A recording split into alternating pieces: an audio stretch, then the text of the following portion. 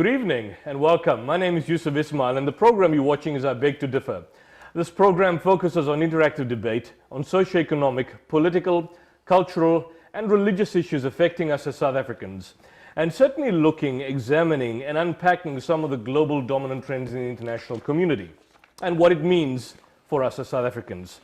When it became clear last week that the ANC was not going to suffer the kind of massive drop in support that they feared was on the cards, Jesse Duarte, Deputy Secretary General, Fikile Mbalula, Campaign Chief, and a whole coterie of party leaders at the Results Centre in Pretoria walked around grinning and laughing like a bunch of Cheshire cats.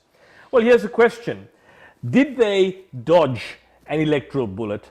And will the electoral largesse of the ANC last forever?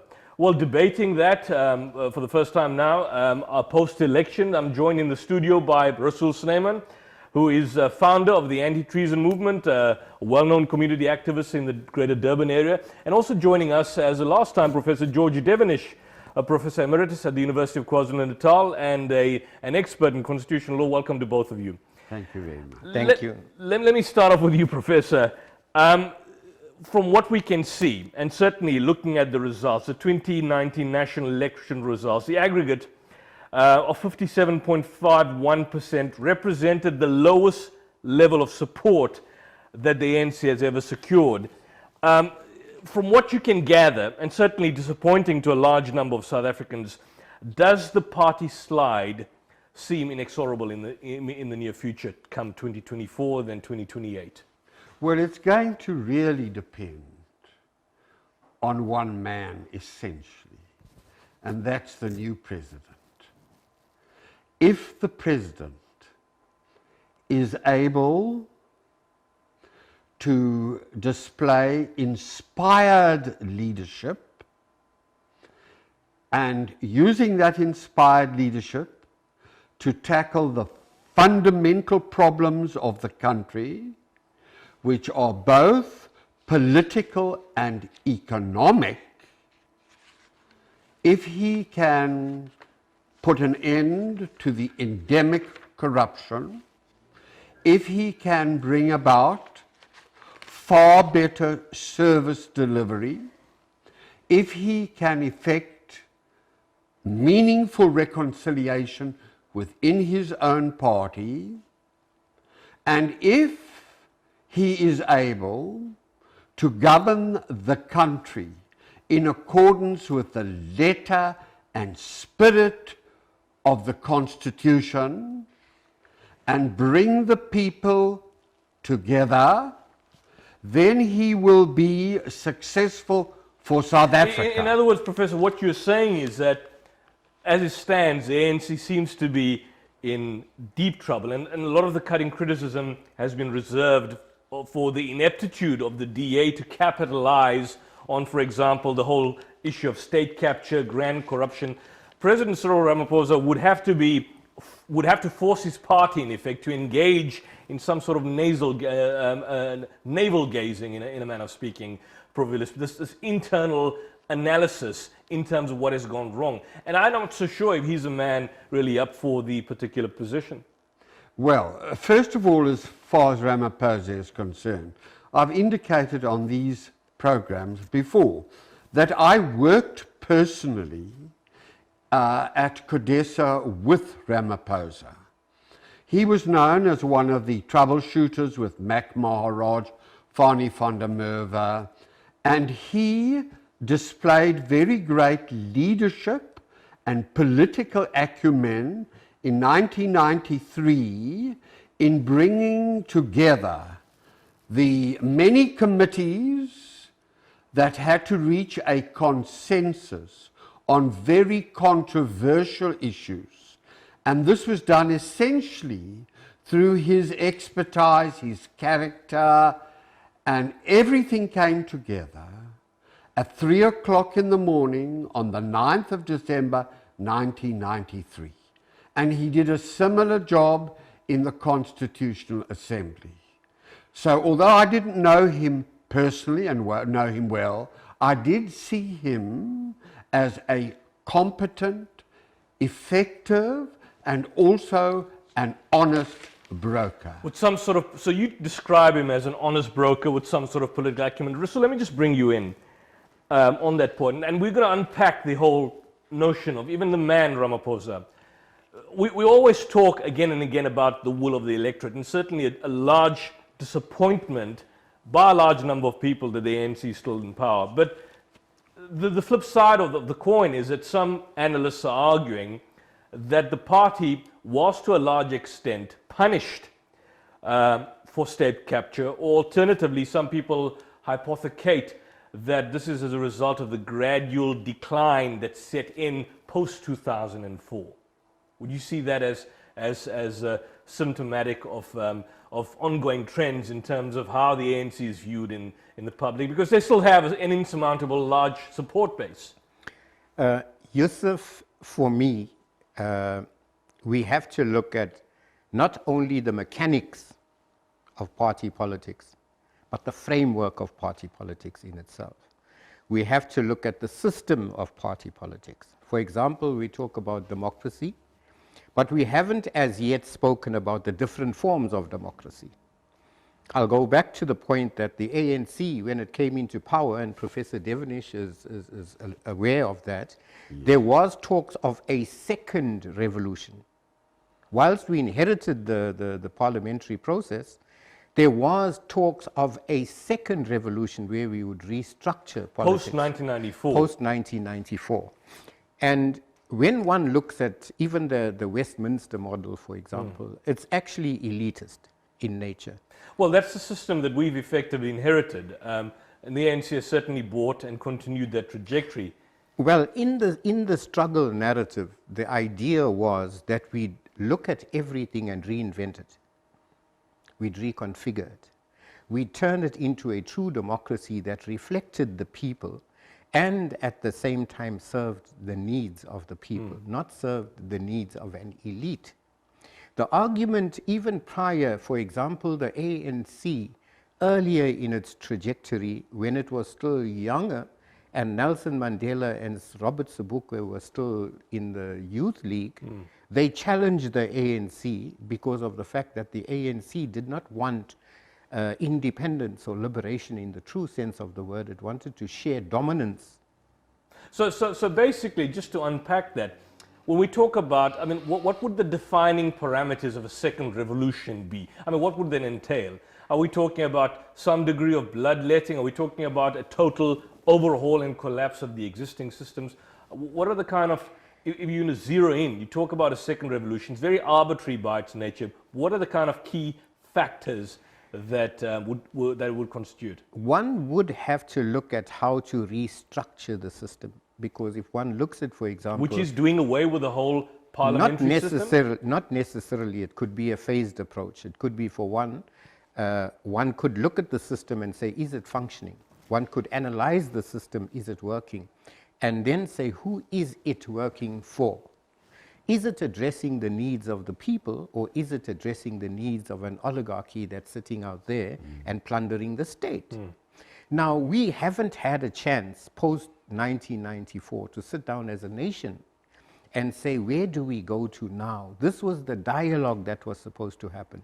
We were supposed to pull in the academics, we were supposed to pull in the legal people, we were supposed to... That never happened. It never happened because there was a promise of it. But there was, to a certain extent, some degree of advice from the right, from the center right. If you look at some of the economic models that were adopted by the ANC, I mean, even post-1994, there were criticisms that the policies were by and large Thatcherite.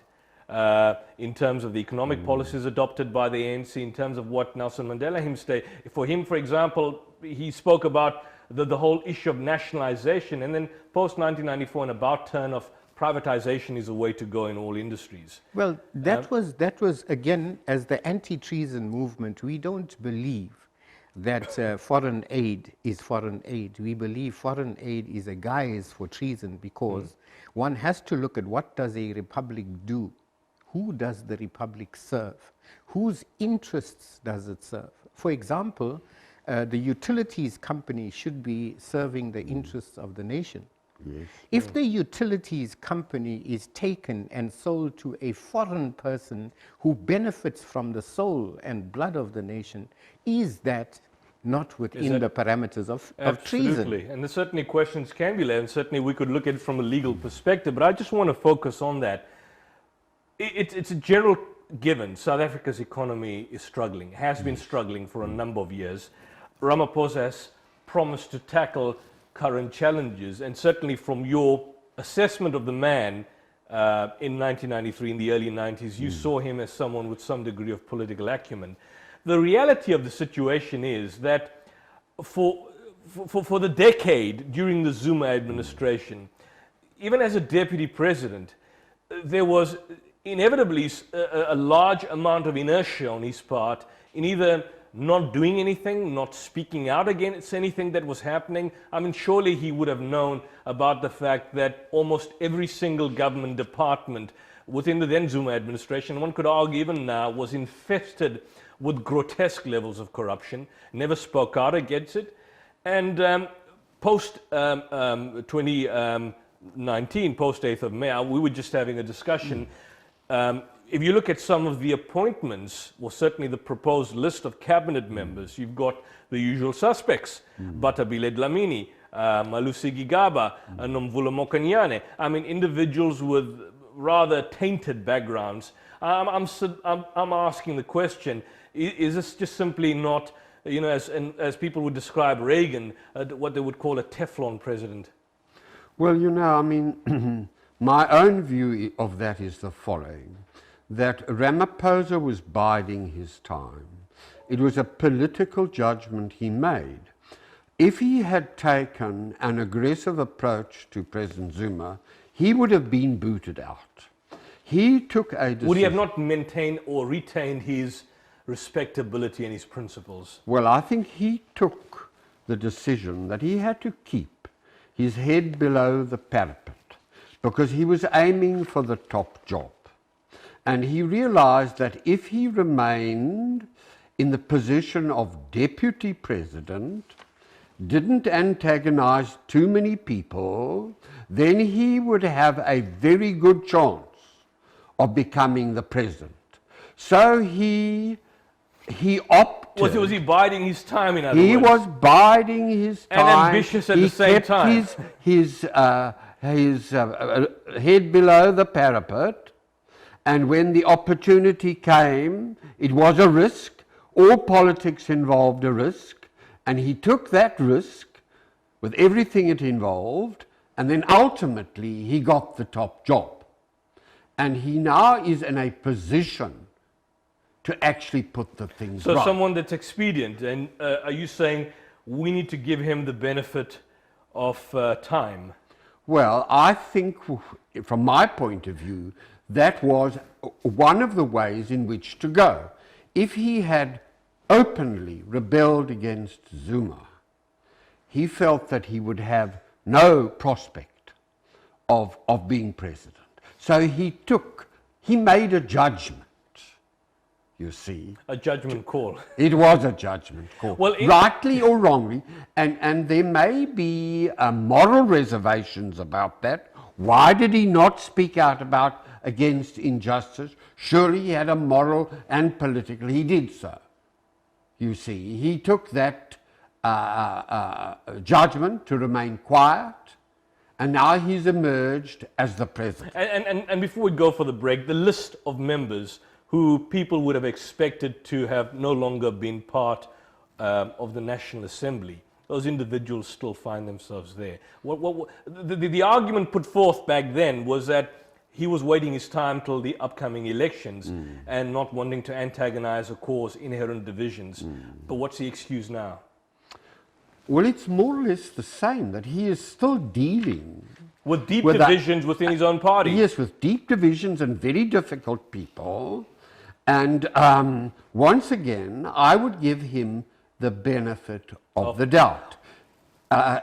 Ramaphosa is a clever politician. He does not move in an irrational way or in an impetuous way.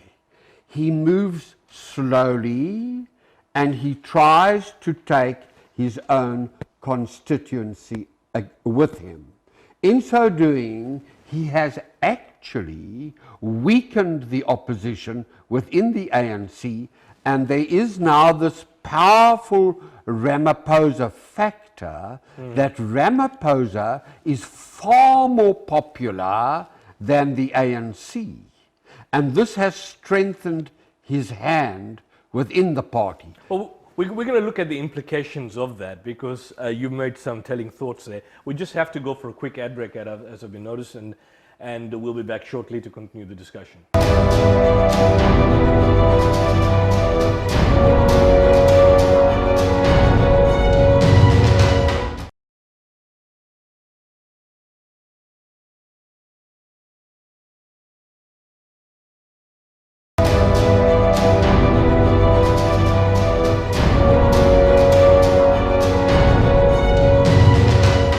Welcome back to our Beg to Differ, and if you just joined us, we are involved in a post-election discussion of what happened on the 8th of May. And with me in the studios, I've got two esteemed gentlemen, Rasul Snyman, founder of the anti-treason movement, well-known community activist and rebel rouser, and Professor George Devenish, well-known academic, Professor Emeritus at the University of KwaZulu-Natal. Rasul, coming back to the issue, this man, as Professor stated, a man who was waiting to buy out his time, extremely astute or expedient politician, a man who knows the gift of the games, and effectively creating a powerful Ramaphosa faction as opposed to support for the ANC.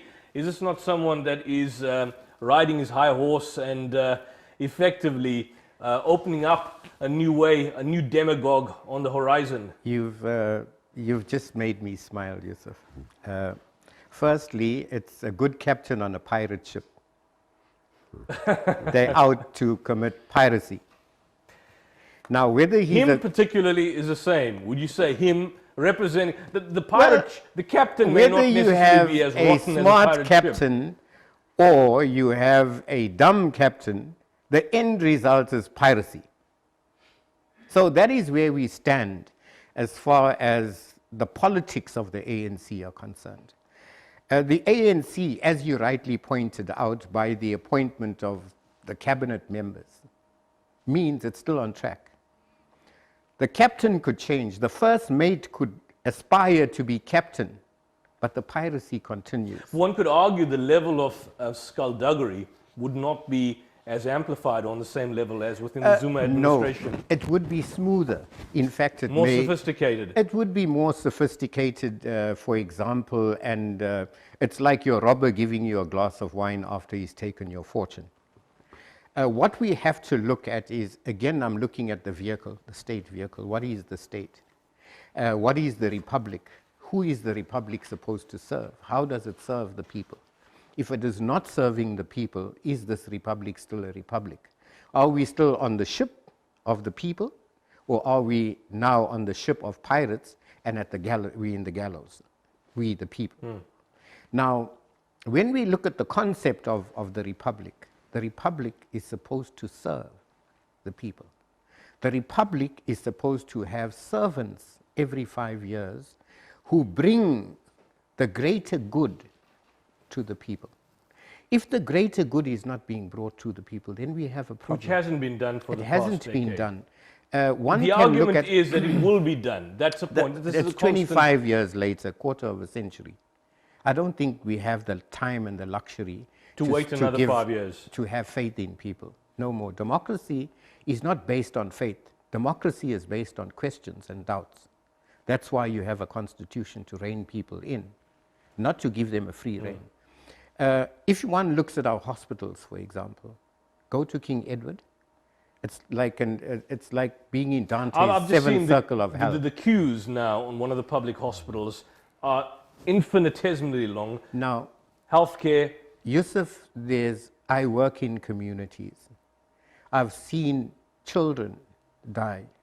I've seen mothers die. I've seen youngsters die. I've seen rapes in the communities. I've seen robbery in the communities. That happens because there is no service delivery, and because the economy, for example, is not where it should be. For example, we spoke about the struggle. And the struggle spoke about the economy being put in the hands of the people for the benefit of the people.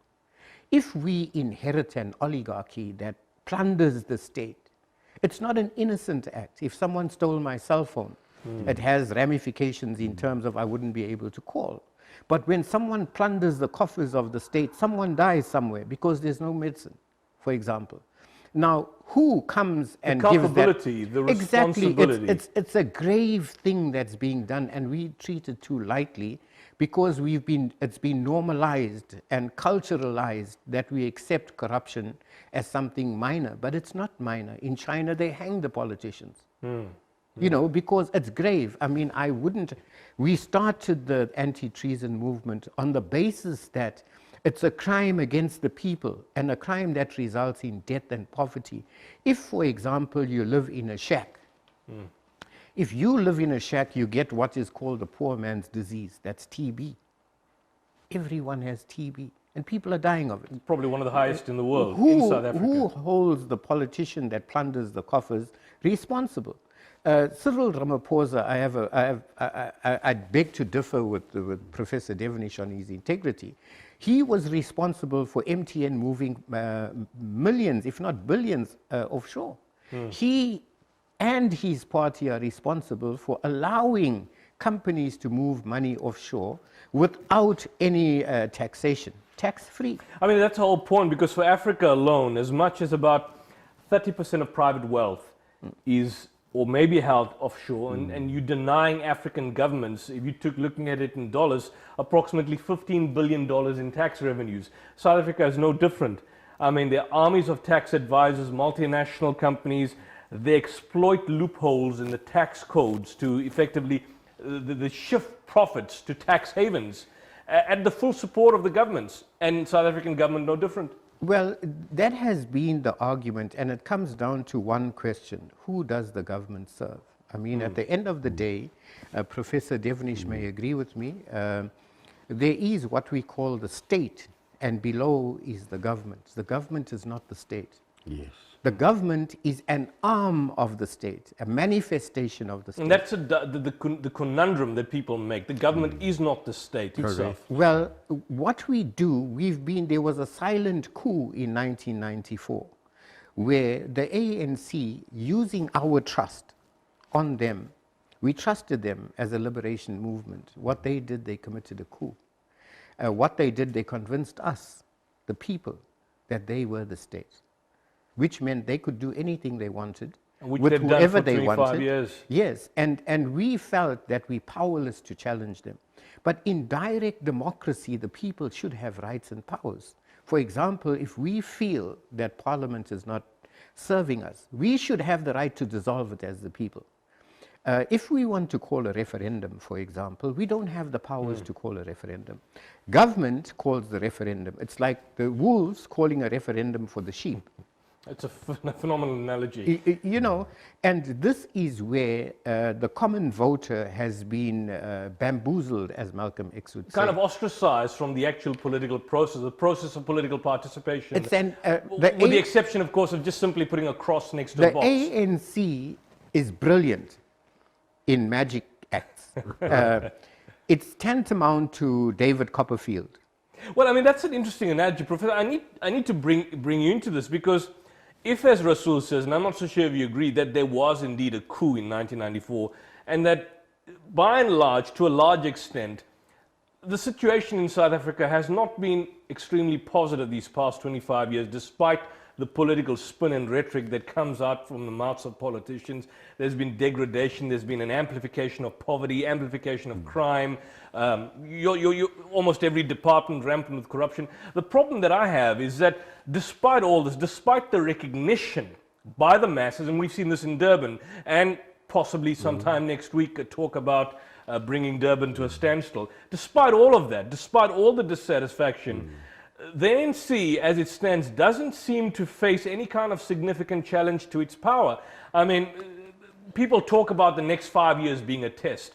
The past 5 years were a test. The past 5 years showed how down the ANC could go. It seems they simply won. I mean, if you look at the facts, the EFF They tried to capitalize on the public disillusionment of the ANC. They failed. They managed something like 10% of the vote. The Democratic Alliance, which was the main opposition party, they won more than 20% of the vote. They won approximately 20%, but that was a decrease from 2014. So despite the situation being dire, it seems that it's business as usual. I must differ from my good friend here, but that's because I am really an inveterate optimist, as I've often said. Perhaps too optimistic? Perhaps. Because I believe, in spite of the ANC government, we have made a remarkable transformation from apartheid to democracy. And you must remember that democracy anywhere in the world is never a perfect solution. It's always very messy. If you go and look at the UK, there are huge problems over Brexit. If you go to the United States at present, there's great dissatisfaction with Trump. But what I can say, and I am 77 years of age, that we still have made a most remarkable transformation from the obscenely unjust system of apartheid and imperialism and colonialism that preceded it. We have a Bill of Rights. People use the courts in order to secure their rights. The individual rights. Individual rights, also groups will use it. Collective rights? Yes, collectively people will use the courts if necessary. And one aspect of this democracy that has worked very well is the judicial system. And through the judiciary, the independence of the judiciary. We've had some very remarkable judgments.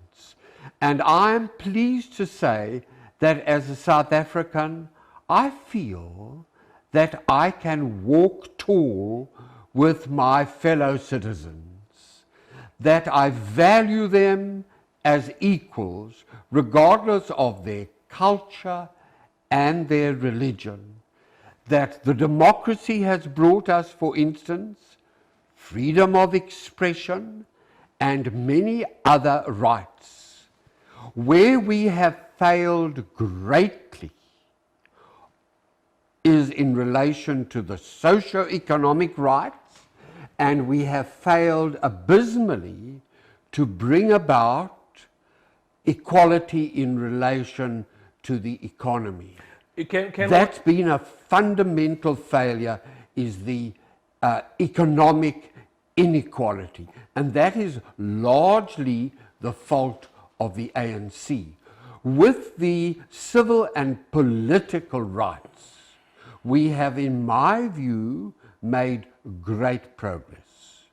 Also in relation to the issue of human dignity and how our human dignity is protected, in many respects, not perfectly, we have made strides. So I do not see the 25 years of democracy as a failure. I see that we have made progress, but it's work in process, and we have a long way to go. And unfortunately, during the last 9 years, we have gone backward. Retrogressively backward. Yes. Rasul, I mean, would you agree with that? That it hasn't been all doom and gloom? And what I think Professor is mentioning is that you're looking at individual rights, you're looking at, for example, the expression, the non-discriminatory aspects of the legislation itself. From that angle, one could argue somewhat of an egalitarian society, but obviously the downside is that the socio-economic inequality doesn't complement what you have codified in principle. I think, yes, there have been gains, but a lot of the gains are theoretical gains. For example, when we say dignity, I don't see dignity in poverty. I don't see it, because if you haven't addressed the inequalities of the economy, You cannot address poverty. I'm just going to stop you there on that point, Rasul. We're going to come back and continue that particular issue. So just hold that thought and we'll be back shortly.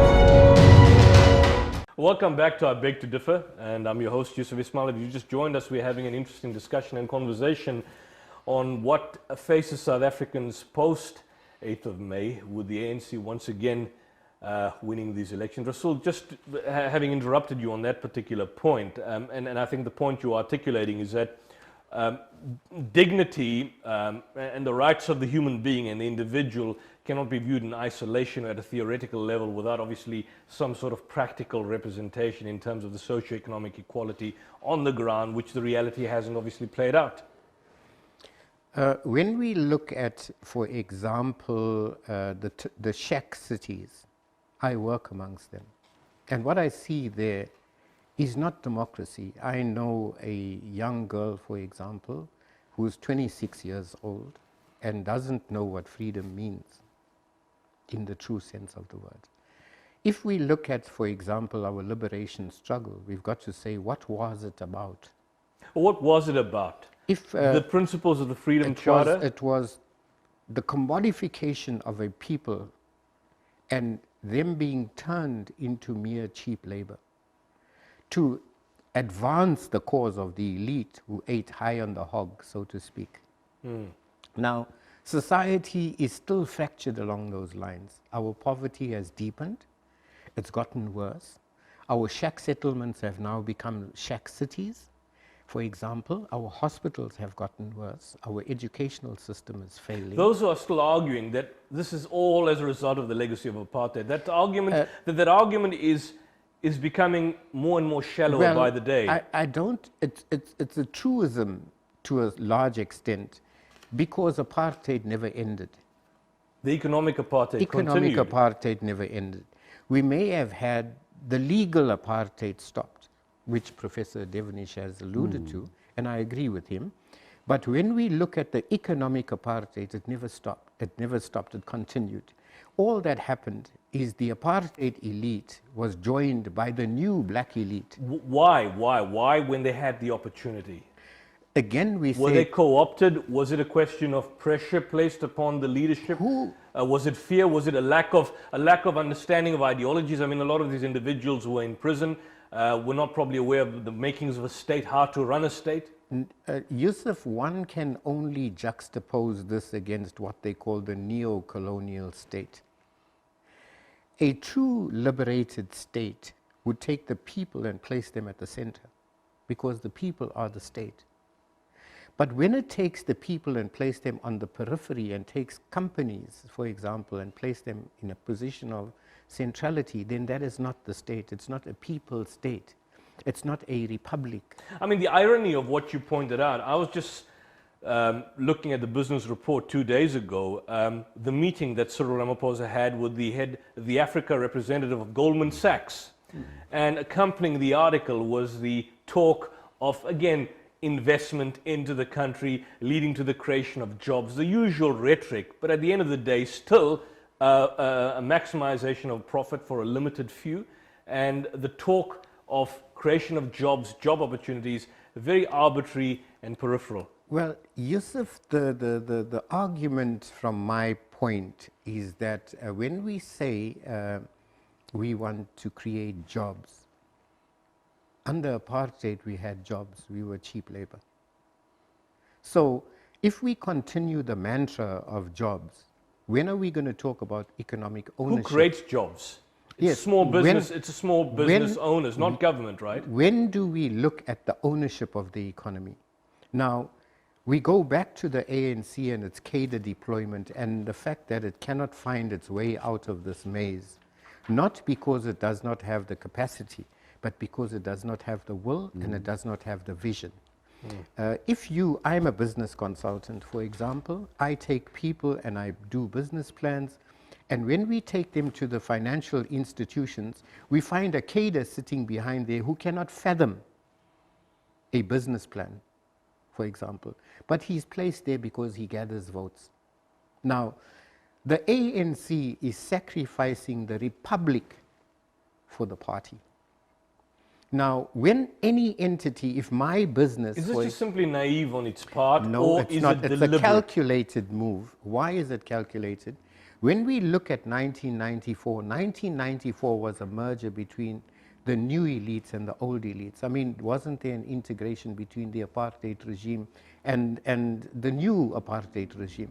Are you saying that's what happened at Codesa? That's what happened in Codesa. It may have been done in good faith.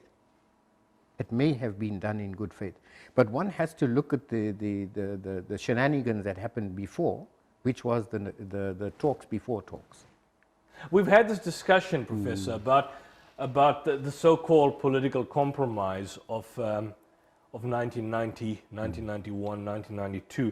I just saw a report. I'm not so sure if we discussed this. The well-known journalist Naomi Klein in her book The Shock Doctrine, The Rise of Disaster Capitalism, and obviously looking at some statistics which she calculates on the rand dollar basis. This is her stats as given in 2007, long before the Zuma administration. This is what she says. Since 1994, the year the ANC took power, the number of people living on less than $1 a day, or just to translate into rands, has doubled from 2 million to 4 million in 2006. Between 91 and 2002, unemployment rate doubled from 23% to 48%. The ANC government has built, according to its claims, 1 million homes, but more than 2 million people have lost their homes. Close to 1 million people have been evicted from farms in the first decade of democracy. In 2006, more than 1 in 4 South Africans live in shacks, and the figures now are more amplified in 2019. More than half South Africans, about 55.5%, live below the national poverty line of 992 rands per month. Looking at these figures, and I was having a discussion with anti-apartheid stalwart Ben Turok, and he took significant offense to it, but looking at these stats, the stats, shockingly, are even worse than the economic position and condition during the heights of apartheid. If I may comment on stats, Winston Churchill said there were liars, there were damned liars, and then there were statistics. Look, unfortunately, we have not made the progress we should have made. And our fundamental difficulty at present is the economic inequality. And my argument is that if in the last 10 years we had inspired political leadership that had tackled the problems of inequality in relation to land and other resources, we could have made far greater progress. I think there are 22 million African people who are living in dire poverty. There are, I think, 8 million people unemployed. Do we have, some are arguing is that the status quo is continuing because we do not have an effective and credible political opposition. One example, the Democratic Alliance, the EFF, looking at the Democratic Alliance, it has, or certainly within certain circles, still has the image of attracting liberal white voters, although it's got Musi Maimane as its particular leader, internal squabbles within transformation. The EFF talks about the entire fascist nature of the EFF and the fact that these are effectively, as some would say, revolutionaries or so-called revolutionaries living in luxurious houses and driving Aston Martins. The reality is that the opposition hasn't provided any kind of meaningful, credible opposition to the ANC which could galvanize the mass of South Africans to say, look, here's an alternative way forward. We are fed up with what we've received. We are fed up with the degradation, the poverty, the crime, the failings of various departments within government. This is a credible opposition we are looking. We don't have that, do we? Well, I don't think you can blame all the problems that the country faces on the fact that you consider the opposition to lack credibility. The difficulties of the country, as my colleague has pointed out, lie at the door essentially of the ANC.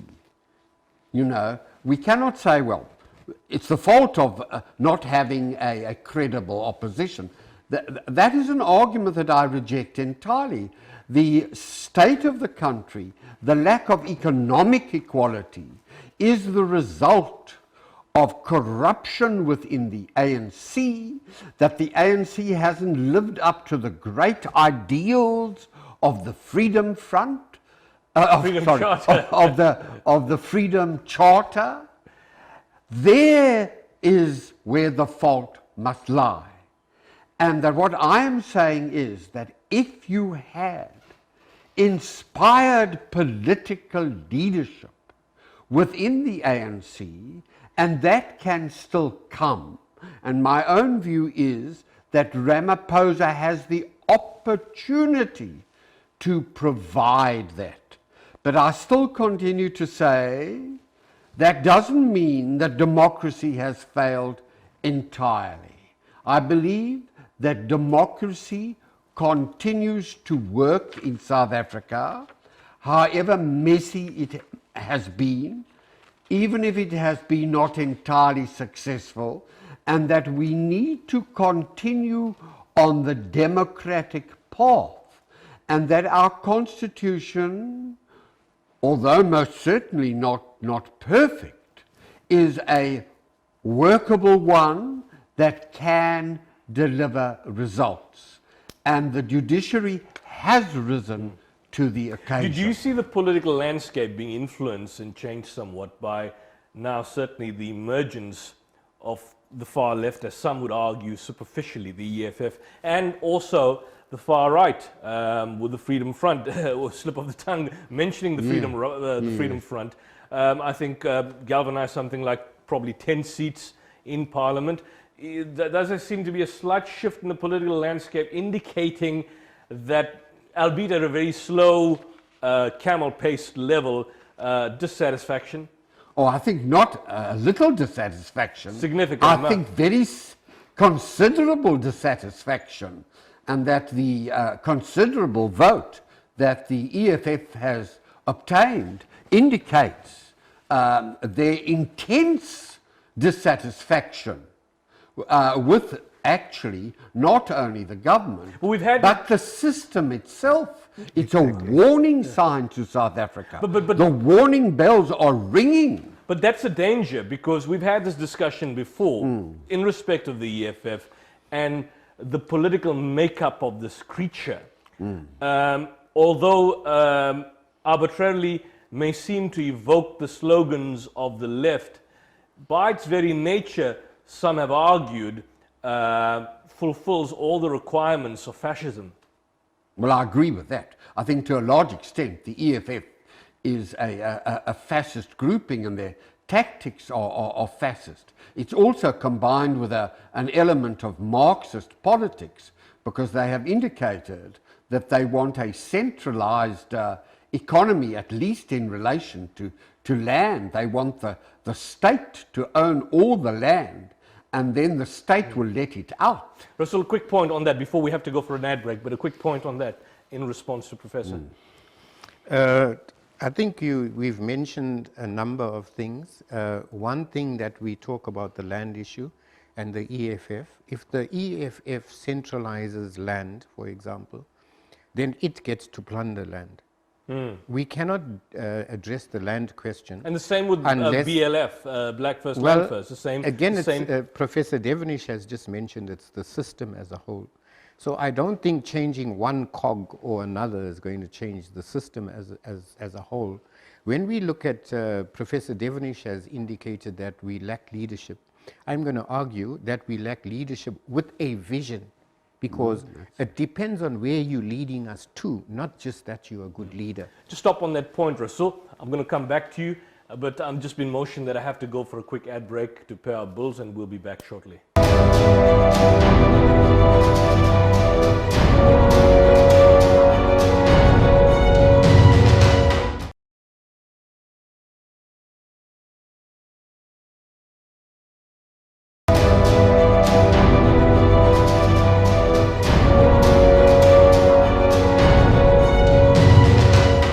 welcome back to our final segment of our Beg to Differ. And if you've just joined us, we have been having an interesting discussion on the implications and consequences of the ANC's win on the 8th of May, and certainly what that means for us as South Africans. Rasul, just to having stopped you on that point, and then the issue of, which you made quite interestingly enough, that this call for nationalization of all land, in many respects is, as you correctly pointed out, just simply another stepping stone for those separate alternative elite to engage in plunder and looting at the expense of the masses.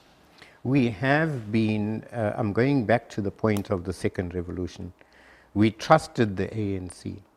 We trusted it to serve the people. And it hasn't served the people, it has served itself. For me, it's like being, again, I'm going to use the analogy of the pirate ship. It's like being a slave on the pirate ship. And there's an argument between the captains and the first mate and who should lead the ship or who should steer it, but it's still going to plunder. The idea of the liberation struggle was to change the nature of the ship and release the captives at the bottom. Well, what should Ramaphosa do? Well, the first thing If that he proves happens... himself to be, well, the ultimate president. The question, it's the wrong question, Yusuf. It's what should we, the people, do? Not Ramaphosa. That's just another captain on the same ship, heading in the same direction out to plunder. Will he not change? I don't think so. For me, he has been part of the creation of the ANC. Very much epitomized what the ANC has represented over the past 25 years. If we look at, for example, the neoliberalism, for example, it didn't start today, it started then. Our water does not belong to us, for example. Now we're having a bargain basement sale where we're selling off all state resources. If we sell off state resources, who is the state? Who benefits? All we are customers in a republic.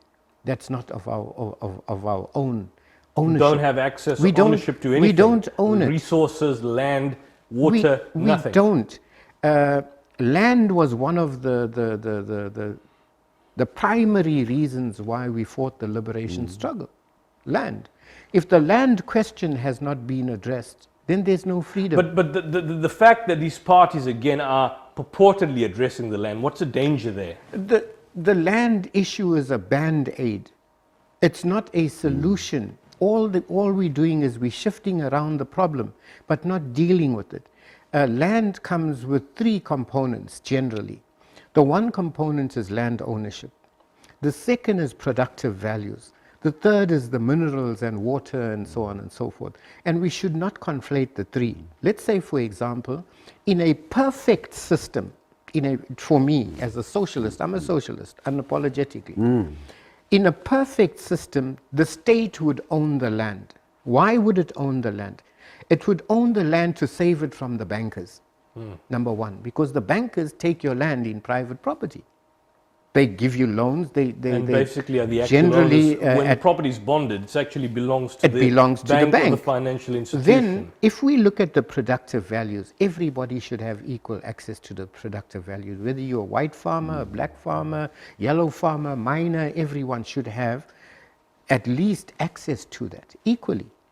The means of production should be equitably distributed. Yes, but is there enough?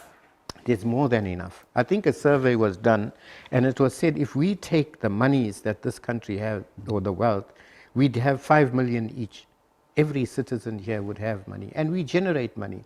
And I think we're not deploying our resources correctly. For example, if we began to invest in education alone, we generate so much money because we'd be exporting skills. For example, if we exported skills, what would happen? We'd have money coming in externally, not shifting internal money.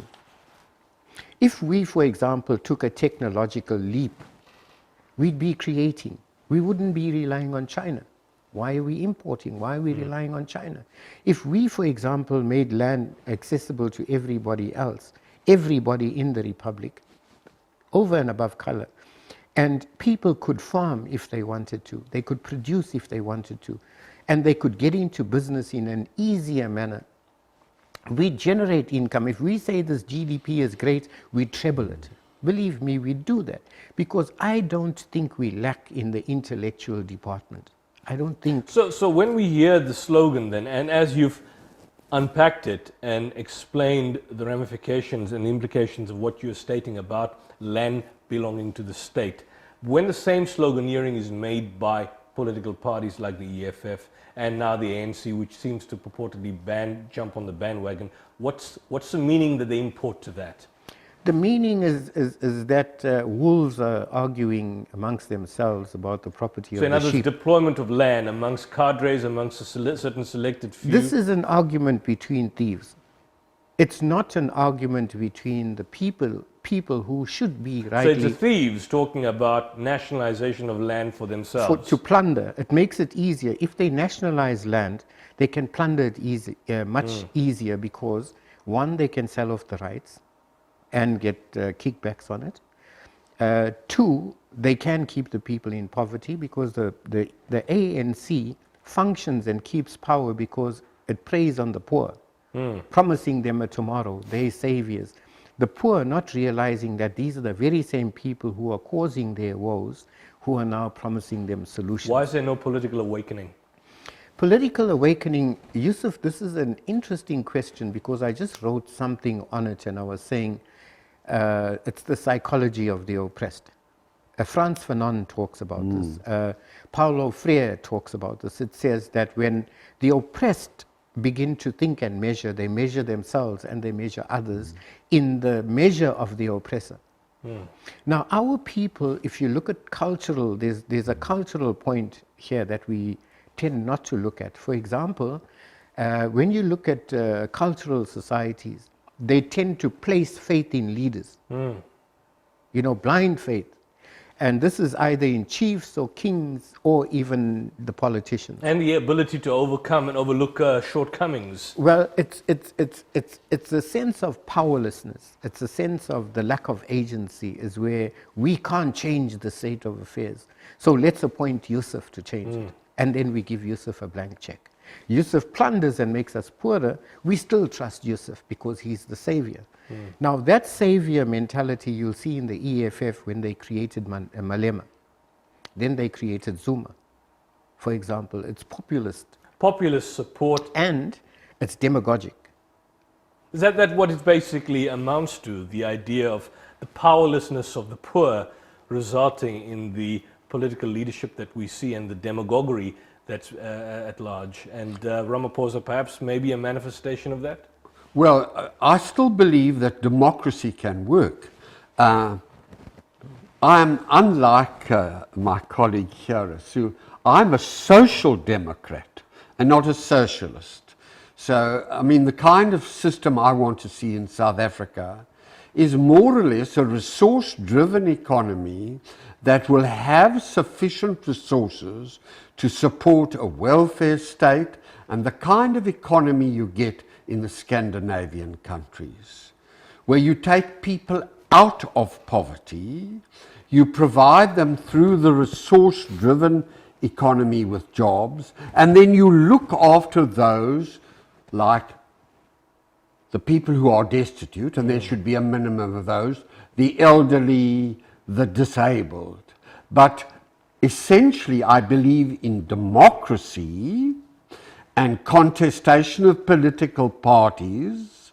I don't believe in a socialist system where you have a completely centralized economy and only one party that dominates. They tried that in Eastern Europe, they tried it in the Soviet Union, it failed. Probably Stalinism is what we would that's right. call that. But instead, I believe in a social democracy. As I said, the kind of model you get in the Scandinavian countries, to some extent they've had it in the UK, they have it in some... But not the model of Eastern Europe and Latin America. That's different. I think we're more in agreement than disagreement. Probably. We at a stage where society is looking for a new system. Correct. The isms are not our solution. They're not isms that are complete solutions in themselves. but rather they're gateways and pathways to Correct. creatively engaging what should be the certainly. future. We haven't reached the end of politics. Most certainly. We haven't reached the end of At least economics. the zenith of politics. Yes, there's still you're life after the ANC. There's still life after this dispensation. And when we look at democracy, we have to look at the systems of democracy, the format of democracy. For example, oligarchy must go. There's no argument. Direct democracy must come in. When we look at economy, it must be a shared economy based on equitable distribution. You speak about piracy on one level, which is obviously the system itself, but there's another level to it, which is somewhat more extreme when you see clear cases of open criminality. The case in point, the arrest of Zandile Gumede, the mayor in Durban, allegations of clear open theft, not just simply a question of operating within an unequal system, but clear open aspects of criminality, allegations that you had individuals bumped off, murdered and so on. That's also something which the ANC has now come to tolerate. Well, I was actually going to raise a point earlier about morality, the collective morality of the country. Where is the collective morality that points us in a direction that we need to go? Why don't we care for the people who have been defrauded every day? Why aren't we, for example, looking at the landless? Why aren't we looking at the people in shacks? Why are we focusing on the elites? Why are we focusing on the wolves? Is it a case of power dynamics? You know, we're afraid of which wolf will, eat us in a better way. But they're going to eat us anyway. If you had a magic ball, what's your predictions for the next 5 years? For me, I think the system will continue As the same with as before? with minor changes, unless there is a convulsion in the thinking. There's a radical departure from what we are thinking now, and there's a restructuring of the system. Are we at the tipping point of a revolution? Well, it depends on what we conceive a revolution to be. I believe that a revolution is an idea. I believe that a revolution is a new way of doing things. And I think we as society have to now mobilize. We have to begin to think. We have to begin to rethink. We have to begin to think about thinking and see how do we look at the system that is supposedly for us to be at the center, not a system where the wolves are over us and dictating to us. Way forward, future 5 years. I want a caring and compassionate society just like Rasul. And I think we need to do a lot of thinking, and that ordinary people have got to get involved. We can't just leave it to the politicians or the experts. They've messed the country up. The secret is involvement from the bottom, that communities have got to be involved. That is absolutely essential. I think the electoral system is entirely wrong, where the political parties decide who goes on the list and ranks them. We've got to get away from that. The ordinary people must have a say, and a direct say, in who goes to Parliament. So certain fundamental changes have to be made, and one of those is the electoral system. Furthermore, people mustn't just sit back and say, we can do nothing. There needs to be an People active movement. have to get involved at the community level, and they must talk honestly to the politicians, to the governing party, to the opposition party, etc. They've got to talk, and talk frankly. And that is the route to go. Thank you very much, Professor Devenish, on that positive advice. We'd leave you at that. We hope to have further engagement with you and Rasul Snyman, founder of the anti-treason movement. It's been a pleasure to have both of you. And that's all we have for this evening.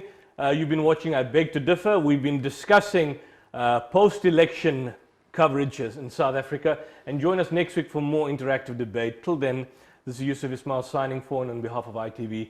Greetings of peace. Assalamu alaikum and good evening.